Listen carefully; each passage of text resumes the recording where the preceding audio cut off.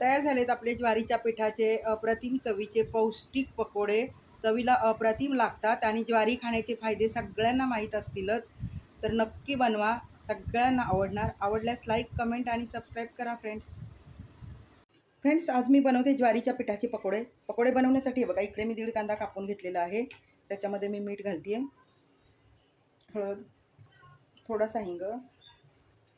आता आपण कांद्याला हाताने चोळून घेऊया.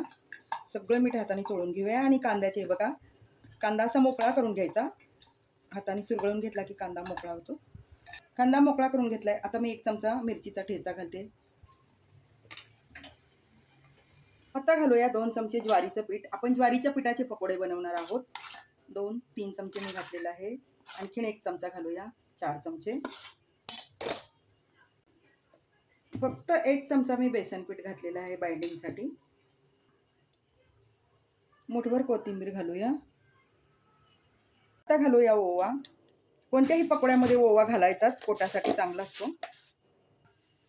आता आपण भजीच्या पिठाप्रमाणे हे पीठ भिजवून घेणार आहोत. भजीच आहेत आपले, फक्त ज्वारीच्या पिठाचे आहेत आणि अतिशय पौष्टिक भजी आहे. ज्यांना बेसनचा त्रास होतो त्यांनी ही भजी नक्की बनवा. शुगरवाल्यांसाठी ही भजी उत्तम पर्याय आहे, नक्की बनवा. आता आपलं पकोड्याचं पीठ चांगलं तयार झालेलं आहे. आपण आता पकोडे तळायला घेणार आहोत.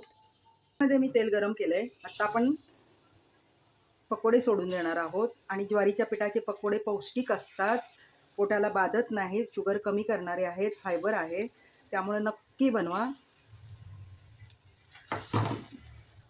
याच पद्धतीने तुम्ही मकाच्या पिठाचे किंवा बाजरीचेही भजी बनवू शकता. चवीला छान लागतात आणि पौष्टिक होतात.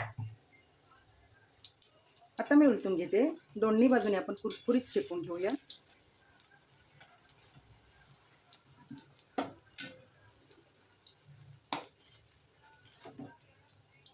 आता आपली भजी बघा कुरकुरीत तळून झालेली आहे. मी काढून घेते. फ्रेंड्स, ही भजी आहेत ना, तुम्ही किती जरी खाल्लात तरी पोटाला बाधत नाहीत. बेसन पिठाचं कसं असतं, बेसन पिठाचे आपण जास्त भजी खाल्लात किंवा कोणताही पदार्थ खाल्ला तर गॅस तयार होतो.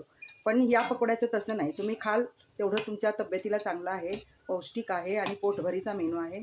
नक्की बनवा. आता आपण काढून घेऊया. कुरकुरीत तयार झालेले आहेत आणि चवीला तर अप्रतिम लागतात. सगळे पकोडे आपण याच पद्धतीनं बनवून घेऊया.